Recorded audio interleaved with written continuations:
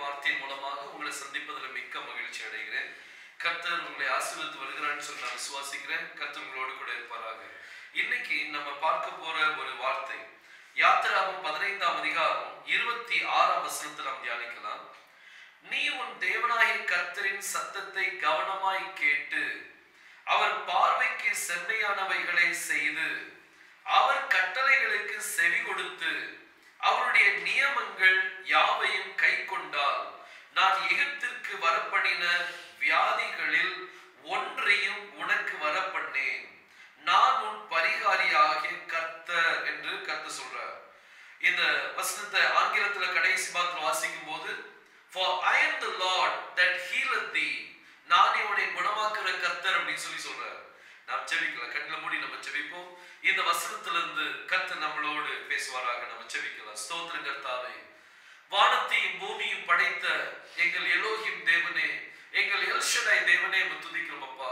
வாசிக்கப்பட்ட இந்த வசனத்தை எங்களுக்கு ஆசீர்வாதத்தை எங்களுக்கு தாரும், எங்களுக்கு விட்டு தாங்கப்பா. இதுல இருக்கிற மறைபொருள்களை நீர் எங்களுக்கு வெளிப்படுத்தி தரும்படியாக ஜெபிக்கிறேன். எங்களை ஆசீர்வதிங்க, எங்களை தாழ்த்தி உம்முடைய கரத்தில் தருகிறோம். இந்த செய்தியை கேட்டுக்கொண்டு இருக்கிற உம்முடைய அருமை பிள்ளைகளை உம்முடைய கரத்தில் தருகிறோம். அவர்களை நீர் ஆசீர்வதிப்பதாக, அவர்களுடைய தேவைகள் சந்திக்கப்படட்டும். அவர்களுக்கும் கர்த்தாவே நீர் பரிகாரியாகிய கர்த்தராக இருந்து அவர்களுக்கு நீர் அநேக குணத்தை நீர் கட்டளையிடுங்கப்பா. வியாதியினால் பாடிக்கொண்டிருக்கிற பிள்ளைகளுக்கு செய்தியை கேட்கும் பொழுது அவர்களுடைய பலவீனம் நீங்கத்தக்க நீர் கிருபை செய்வீராக. அவர்களுடைய கட்டுகள் உடைந்து போகத்தக்க நீர் கிருபை செய்வீராக. சத்தியத்தை அறிவீர்கள், சத்தியம் உங்களை விடுதலை பண்ணும் என்று சொன்னீங்களே. சத்தியத்தை கேட்டுக்கொண்டு இருக்கும் போது விடுதலை நடக்கட்டும் அப்பா. ஆசீர்வதிங்க. யெகோஷுவா மேசியா நாமத்தில் கேட்டுக்கொள்கிறேன் ஜீவனுள்ள நல்ல பிதாவே, ஆமென் ஆமென். மீண்டும் வசனத்தை நான் வாசிக்கிறேன். கடைசி பாகத்தை மாத்திரம் நான் வாசிக்கிறேன். யாத்திராகமம் 15ஆம் அதிகாரம் 26ஆம் வசனம். நானே உன் பரிகாரியாகிய கர்த்தர் என்றார். நம்ம தேவன் நமக்கு யாரா இருக்கிறார்? அவர் நமக்கு பரிகாரியாகிய கர்த்தர். அதாவது அவர் தான் நம்மளுக்கு சுகமாக்குற தேவன். அதை நீங்க எபிரேய மொழியில பாத்தீங்கன்னா யெகோவா ராஃபா கொடுக்கப்பட்டிருக்கு. என்ன எழுத்து? யெகோவா ராஃபா. இன்னைக்கு இந்த ராஃபாங்கிற வார்த்தையை வச்சுதான் நம்ம தியானிக்க போறோம். இந்த ராஃபாங்கிற வார்த்தையில என்னென்ன காரியங்கள் அடங்கி இருக்குது அப்படிங்கறத நம்ம கொஞ்ச நேரம் இந்த வார்த்தைகளை குறித்து நம்ம என்ன செய்ய போறோம், ஒரு முக்கியமான காரியத்தை குறித்து நம்ம தியானிக்க போறோம். சோ உங்களுடைய கவனம் வேற எங்கேயும் போயிட வேண்டாம். நம்மளுடைய வேலை கொஞ்சம், நம்மளுடைய வேலைகளை நிறுத்தி வைத்து இந்த வார்த்தைக்கு நேராக கொஞ்சம் நீங்க கவனிப்பீங்க அப்படின்னா இதுல இருக்கிற மறைபொருள்களை நீங்க என்ன செய்ய முடியும், பார்க்க முடியும். அவர் நமக்கு யெகோவா ராஃபாவா இருக்கிறார். இந்த ராஃபா என்கிற இந்த வார்த்தைக்கு ஹீப்ருல 3 எழுத்துக்கள் உண்டு. ஒன்று வந்து ரேஷ், அடுத்தது பே என்கிற எழுத்து, அடுத்தது ஆலெஃப். இந்த எழுத்து வந்து ஹீப்ருல ரேஷ் சொல்லுவாங்க. ரேஷ் என்றால் தலை. ரேஷ்னா என்னது? தலை. நமக்கு தலை யாரு? மேசியா தான் நம்மளுக்கு யாரு? தலை. சபைக்கு தலை யாரு? மேசியா தான் நம்மளுக்கு தலை. அடுத்தது இந்த எழுத்து வந்து இத பே என்று சொல்லுவாங்க. பே என்றால் வாய். பேனா என்னது? வாய். சோ இந்த ரேஷ் அப்படின்னா தலை, பே அப்படின்னா வாய். ரேஷ்னா தலை. தலை நமக்கு தலை யாரு? மேசியா தான் நம்மளுக்கு தலை. அடுத்தது பேனா என்னது? வாய். யாருடைய வாய்? மேசியாவுடைய வாய். மேசியாவுடைய வாய். அடுத்தது இந்த எழுத்தை வந்து ஆலெஃப் என்று சொல்லுவாங்க. ஆலெஃப் அப்படின்னா வல்லமை, பவர். சோ மேசியாவுடைய வாயிலிருந்து புறப்படுற வார்த்தையில என்ன இருக்குது? வல்லமை இருக்குது. என்ன வல்லமை இருக்குது? ராஃபா, சுகமாக்கும் வல்லமை இருக்குது, குணமாக்கும் வல்லமை இருக்குது. மேசியாவுடைய வாயிலிருந்து புறப்படுகிற கர்த்தருடைய வார்த்தையில அகத்திருந்த ஹீலிங் பவர் என்ன செய்து வைத்திருக்கிறார். அதனாலதான் ஒரு நாள் அந்த நூற்றுக்கு அதிபதி கர்த்தர்ட்ட வந்து சொன்னார், கர்த்தாவே என் வேலைக்காரன் வீட்டுல படுத்திருக்கிறான்ப்பா, நீர் ஒரு வார்த்தை சொல்லும் என் வேலைக்காரன் சுஸ்தமாவான். நீர் என் வீட்டுக்குள் வர நான் தகுதி அல்ல, நீர் ஒரு வார்த்தை என்ன இருக்குது? குணமாக்கும் வல்லமை இருக்கு. ராஃபா உண்டாகும். மேசியாவுடைய வாயிலிருந்து புறப்படுற வார்த்தை என்ன இருக்குது? வல்லமை இருக்குது. என்ன வல்லமை? சுகமாக்கும் வல்லமை. இந்த வார்த்தையை நீங்க விசுவாசிங்க. தேவனுடைய வார்த்தையை நீங்க விசுவாசிக்கும் போது அங்க உங்களுக்கு அற்புதம் நடக்கும். அவர் அந்த அற்புதம் நடக்கணும் அப்படின்னா அவருடைய வார்த்தையை கம்ப்ளீட்டா நீங்க என்ன செய்யுங்க? விசுவாசிங்க. கர்த்தர் அந்த 100 இந்த வார்த்தை சொன்ன உடனே கர்த்தர் இஸ்ரவேல் ஜனங்களை திரும்பி பார்த்து சொன்னார், இப்படிப்பட்ட விசுவாசம் இஸ்ரவேலுக்குள்ள இல்லையேன்னு சொன்னார். இந்த 100 இஸ்ரவேல் கிடையாது, இவர் ஒரு பிரஜாதியார். ஒரு பிரஜாதியாருக்குள்ள கர்த்தர் எப்படிப்பட்ட விசுவாசத்தை பார்க்கிறார் அப்படின்னா அவர் வாயிலிருந்து புறப்பட வார்த்தையில அற்புதம் நடக்கும். இதுதான் விசுவாசம். இன்னைக்கு நம்மளுடைய விசுவாசம் அப்படியாகவே இருக்கட்டும். மேசியாவுடைய வாயிலிருந்து ஒரு வார்த்தை வந்துச்சுன்னா என்னுடைய வீட்டுக்குள்ள ஆசீர்வாதம் வரும். பாருங்க, இந்த சம்பவம், இந்த எழுத்தை இந்த எழுத்தே நம்மளோடு பேசுது. பாருங்க, இந்த வார்த்தை நம்மளோடு பேசுது. இந்த வார்த்தையில் இந்த 3 எழுத்துக்கள் உண்டு. இந்த 3 எழுத்துக்கள் நம்மளோடு பேசுது. என்ன பேசுது? மேசியாவுடைய வாயில் வர்ற வார்த்தையில வல்லமை உண்டு. நீங்க சங்கீதம் 107:20 நீங்க தியானிச்சீங்கன்னு பாத்தீங்க அப்படின்னா அதுல வேதம் சொல்லுது, அவர் தம்முடைய வார்த்தையை அனுப்பி அவர்களை என்ன செய்தாரா? குணமாக்கினார். அவர் தம்முடைய வார்த்தை அனுப்பினாரா? அங்க குணமாக்கிட்டாங்களா? பாருங்க, அவர் வார்த்தை அனுப்பி என்ன செய்தாரா? குணமாக்கினார். அவர் வாயிலிருந்து புறப்படுகிற வார்த்தையில என்ன இருக்குது? அங்க ஹீலிங் பவரை கர்த்தர் வைத்திருக்கிறார். பாருங்க, இது ரொம்ப ரொம்ப முக்கியமான ஒரு வார்த்தை. எப்பவுமே ரபிகள் இந்த யூத ரபிகள் ஒரு காரியத்தில் ரொம்ப கேர்ஃபுல்லா இருப்பாங்க. எந்த வார்த்தையினுடைய அர்த்தம் வேணும்னாலும் சரி, இப்ப ராஃபாங்கிற வார்த்தை இருக்குது, இந்த வார்த்தையினுடைய முழுமையான அர்த்தங்கள் வேணும் அப்படின்னா எதற்காக இந்த வார்த்தை பயன்படுத்தப்பட வேண்டும் என்று நீங்க பார்க்கணும் அப்படின்னா இது முதல்ல வேதாகமத்துல எங்க சொல்லப்பட்டிருக்கோ அதை நீங்க திறந்து பார்த்தீங்கன்னா உங்களுக்கு அதனுடைய அர்த்தம் என்ன செஞ்சிடும்? கிடைச்சிடும். இந்த ராஃபாங்கிற வார்த்தை முதல்ல சொல்லப்பட்ட இடம் ஆதியாகமம் 20:17 சொல்லப்பட்டிருக்குது. பாருங்க, அதை நான் உங்களுக்காக நான் வாசிக்கிறேன். ஆதியாகமம் 20:17 வாசிக்கிறேன். ஆபிரகாமுடைய மனைவியாகிய சாராளி நிமித்தம் கர்த்தர் அபிமெலேக்குடைய வீட்டாரின் கர்ப்பங்களை எல்லாம் அடைத்திருந்தபடியால் ஆபிரகாமுடைய மனைவி சாராளி நிமித்தம் கர்த்தர் யாருடைய கர்ப்பத்தை அடைச்சு வச்சுட்டாரா? அபிமெலேக்குடைய வீட்டாரின் கர்ப்பங்களை எல்லாம் கர்த்தர் என்ன செஞ்சுட்டார்? அடைச்சு வச்சுட்டார். எல்லாருடைய கர்ப்பம் அடப்பட்டு போச்சு. இப்ப நேரம் வந்துச்சு, ஆபிரகாம் தேவனை நோக்கி விண்ணப்பம் வேண்டிக் கொண்டார். அப்பொழுது தேவன் அபிமெலேக்கையும் அவன் மனைவியையும் அவன் வேலைக்காரர்களையும் குணமாக்கி பிள்ளை பெறும்படி அனுகிரகம் பண்ணினார். இங்க சாராளி நிமித்தம் கர்ப்பத்துல என்ன செஞ்சுட்டாரா? அபிமெலேக்குடைய வீட்டுல இருக்க எல்லாருடைய கர்ப்பத்தை அடைச்சிட்டார். ஆபிரகாம் ஜெபித்தா எல்லாருடைய கர்ப்பத்தையும் குணமாக்கிட்டார். கர்ப்பத்தை வேலைக்காரர்களுடைய குணமாக்கி பிள்ளை பெறும்படி அனுகிரகம் பண்ணினார். அவருடைய கர்ப்பத்தை என்ன செய்த? குணமாக்கினார். இந்த இடத்துல தான் முதலாக ராஃபாங்கிற வார்த்தை என்ன செய்யப்பட்டிருக்கு? பயன்படுத்தப்பட்டிருக்கு.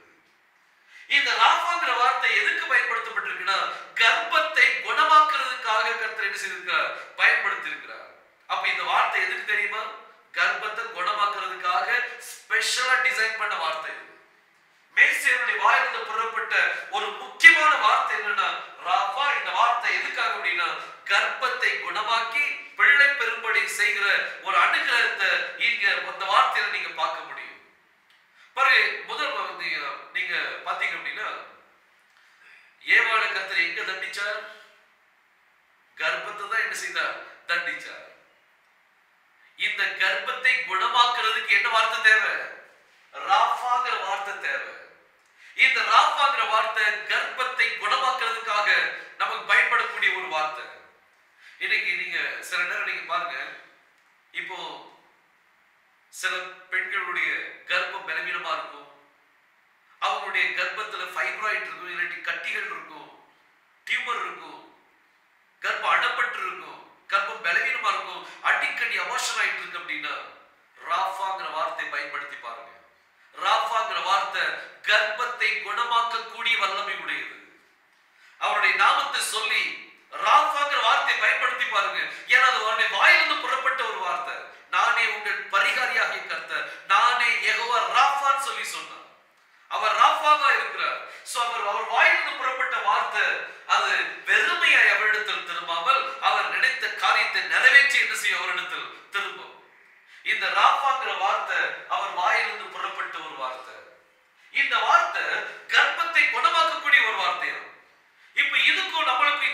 அதுக்கு என்ன சம்பந்தம்?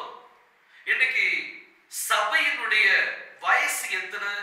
சபையினுடைய வயசு எத்தனை நினைக்கிறீங்க? கிட்டத்தட்ட 2000 வருஷம் ஆயிப்போச்சு. இந்த சபை ஒரு வாலிப சபை, வாலிப மனவாட்டி இல்ல, வயசான ஒரு மனவாட்டி. எத்தனை வருஷம் ஆயிட்டு? வயசு 2000. இவருடைய வயசு 2000. நம்மள வாலிபம் நினைச்சுக்கிட்டு இருக்கிறோம். ஆனா வயசு எத்தனை? 2000. இன்னும் தேவபுத்தர்கள் என்ன செய்யல? வெளிப்படவில்லை. சபைக்குள்ளே இருந்து தேவபுத்தர்கள் இன்னும் வெளிப்படல. எவ்வளவு வார்த்தை வந்தாச்சு, எவ்வளவு காரியங்கள் நடந்தாச்சு, எத்தனையோ ஊழியர்கள் வந்து செய்தி கொடுத்து பார்த்தாச்சு. ஆனாலும் அங்க கர்ப்பம் குணமாகவில்லை. தேவபுத்தர்கள் இன்னும் என்ன செய்யல? வெளிப்படவில்லை. இந்த காலத்துல தேவபுத்தர்கள் வெளிப்படக்கூடிய நேரம் வந்துட்டு, அதுக்கு நம்ம சபையினுடைய கர்ப்பம் என்ன செய்யணும்? குணமாக வேண்டும். அதை குணப்படுத்தி பிள்ளை பெரும்படி கர்த்தர் அனுகிரகம் செய்யணும். தேவபுத்தர்கள் வெளிப்படுவதற்கு கர்த்தர் அனுகிரகம் செய்யணும். பாருங்க, சில நேரம் சில சபைகளை நீங்க பாருங்க, 10 வருஷமா சபை நடத்திட்டு இருப்பாங்க, 10 பேர் தான் இருப்பாங்க. இதுக்கு காரணம் என்ன? ஒருவேளை அந்த சபையினுடைய கர்ப்பம் அடப்பட்டு இருக்கலாம். ஒருவேளை அந்த சபையினுடைய கர்ப்பத்துல பலவீனம் இருக்கலாம். அந்த சபையில திடீர்னு 3 பேர் வந்துருவாங்க. ஆராதனைக்கு உடனே அவங்களுக்கு ரொம்ப சந்தோஷமா இருக்கும். இன்னைக்கு எங்க சபையில புதுசு ஆத்துமாக்கள் வந்திருக்கிறாங்கன்னு சொல்லி நினைப்பாங்க. ஆனா 3 வாரத்துல திரும்ப அவங்க நின்றுவாங்க. என்ன ஆயிடுச்சு? அவங்களால அந்த ஆத்மாவை காத்துக்கொள்ள முடியலையே, அபார்ஷன் அனுமதி ஆயிப்போச்சு. பலவீனம், அந்த கர்ப்பம் பலவீனமா இருக்குது. அந்த கர்ப்பம் குணமாகிறதுக்காக கர்த்தர்ட்ட வேண்டிக் கொள்ளுங்க. சில நேரம் கர்த்தர் உங்களுக்கு 10 தான் கொடுத்திருப்பார், அதுக்கு மேல கிடைக்காது. ஏன்னா வேதம் சொல்லுது, சிலரை 10 பேருக்கு அதிகாரியாகவும், சிலரை 50 பேருக்கு அதிகாரியாகவும், சிலரை 100 பேருக்கு அதிகாரியாகவும், சிலரை 1000 பேருக்கு அதிகாரியும் கர்த்தர் வைக்கிறார். ஒருவேளை உங்களை 10 பேருக்கு அதிகாரி வச்சிருக்கலாம். ஆனா கவலைப்படாதீங்க, நீங்க அந்த 10 பேருக்காக ஊக்கத்தோடு ஜெபித்தீங்க அப்படின்னா அந்த 10 பேரும் பரலோகத்துக்கு வந்துட்டாங்க. நீங்க 100% ரிசல்ட் கொண்டு வந்துட்டீங்க. பாருங்க, இங்க இந்த ராஃபாங்கிற வார்த்தையை பார்த்துட்டு இருக்கிறது. இந்த ராஃபாங்கிற வார்த்தை இது குணமாக்கக்கூடிய வல்லமை உடையது. என்ன குணமாக்குமா? கர்ப்பத்தை குணமாக்கி பிள்ளை பெரும்படி அனுகிரகம் செய்யக்கூடிய ஒரு வார்த்தை. இன்னைக்கு இந்த வார்த்தை இன்னைக்கு நம்ம சபைக்கு தேவை, நம்ம மனவாட்டிக்கு தேவை, நம்ம பர்சனல் லைஃப்ல தேவை. நமக்குள்ள இருந்து தேவனுடைய புத்தர்கள் என்ன செய்யுமா? வெளிப்படணும். மனவாட்டிக்குள்ள இருந்து தேவ புத்தர்கள் வெளிப்படணும். அவங்களுடைய கர்ப்பத்தை கத்து குணமாக்கணும். அந்த கர்ப்பம் குணமாகிறதுக்கு என்ன வார்த்தை? ராஃபா. இன்னைக்கு உங்க வாழ்க்கையில எப்பேற்பட்ட ஒரு மிராக்கிள் வேணும்னாலும் சரி, எப்பேற்பட்ட உங்களுக்கு அற்புதம் நடக்கணும்னாலும் சரி, எந்த வார்த்தையை பயன்படுத்துங்க? ராஃபா. இந்த ராஃபாங்கிற வார்த்தை மிகவும் முக்கியமான ஒரு வார்த்தை. பாருங்க, இதுல மீண்டும் இந்த 3 எழுத்து சேர்ந்ததுதான் ராஃபா. இந்த எழுத்தை ரேஷ்னு சொல்லுவாங்க. ரேஷ் அப்படின்னா தலை. நமக்கு தலை யாரு? மேசியா தான் நம்மளுக்கு தலை. அவர் தான் தலை. சபைக்கு தலை யாரு? மேசியா. இந்த அடுத்த எழுத்து வந்து பே. பே அப்படின்னா வாயின்னு சொல்லி அர்த்தம். ஹீப்ருல பேங்கிற எழுத்துக்கு அர்த்தம் என்னன்னா வாய். யாருடைய வாய்? மேசியாவுடைய வாய். மேசியாவுடைய வாயில என்ன இருக்குதா? வல்லமை. அவர் வாயிலிருந்து புறப்படுற வார்த்தையில் என்ன இருக்குது? வல்லமை. ஒவ்வொரு வார்த்தையும் அபிஷேகத்தோடு புறப்படக்கூடிய வார்த்தை. இந்த வார்த்தையில சுகமாக்கும் வல்லமை இருக்குது. இன்னைக்கு பாருங்க, வேறு சொல்லுது, அவருடைய தழும்புகளினாலும் என்ன செய்யுமா? குணமாகும். ராஃபா வேணும்னா அவர் வாயிலிருந்து ஒரு வார்த்தையில இன்னைக்கு அந்த அபிஷேகத்தை கர்த்தர் நம்மளுக்கு என்ன செஞ்சிருக்கிறார்? வைத்திருக்கிறார். இன்னைக்கு இந்த ராஃபாங்கிற வார்த்தையை நம்ம தியானிச்சிருக்கிறோம். இந்த வார்த்தை இன்னைக்கு உங்களுடைய வாழ்க்கையில கிரியை செய்யும்.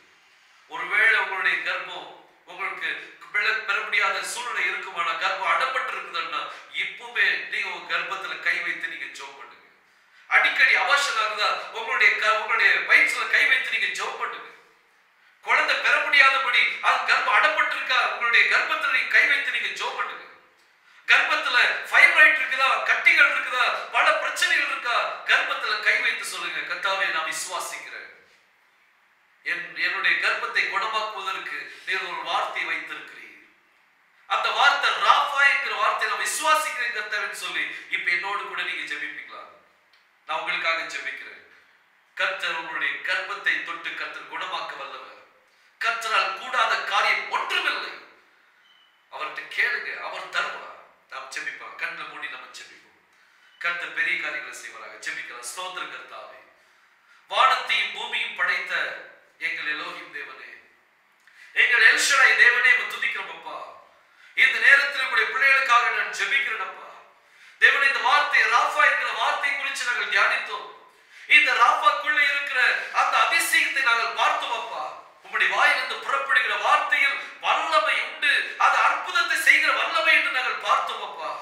இன்னைக்கு அந்த ராபாங்கிற வார்த்தையை நான் உம்முடைய பிள்ளைகளுக்காக நான் கிளைம் பண்ணுகிறேன் கர்த்தாவே.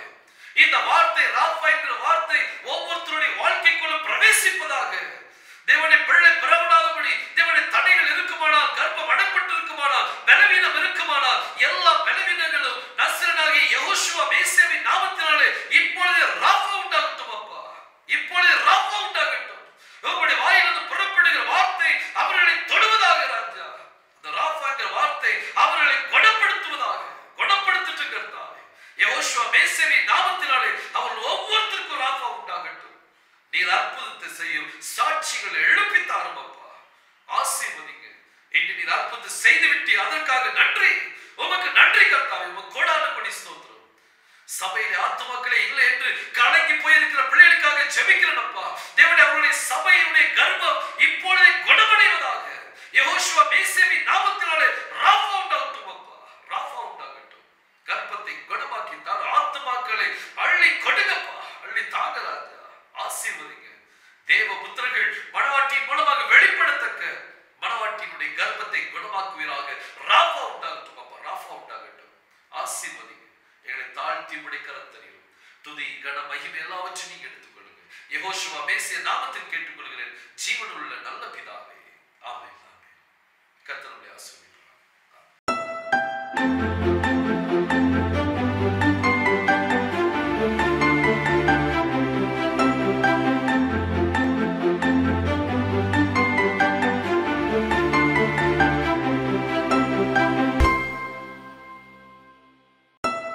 Thank you.